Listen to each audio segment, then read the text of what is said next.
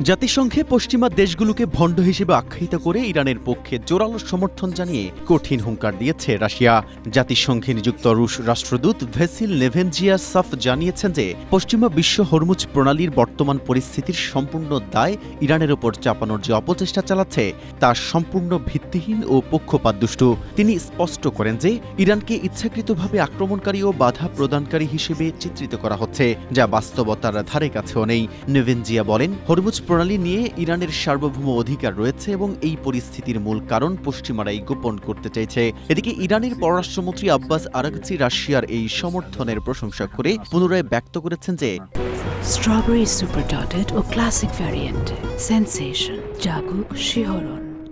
ইরানের সাধারণ মানুষ অসীম সাহসিকতায় মার্কিন আগ্রাসনের মোকাবেলা করেছে। তিনি আরও জোর দিয়ে বলেন, মস্কো ও তেহরানের মধ্যকার সম্পর্ক এখন কেবল একটি সাধারণ বন্ধুত্বই নয়, বরং এটি একটি নিবিড় কৌশলগত সহযোগিতা যা ভবিষ্যতে আরও বিস্তৃত হবে।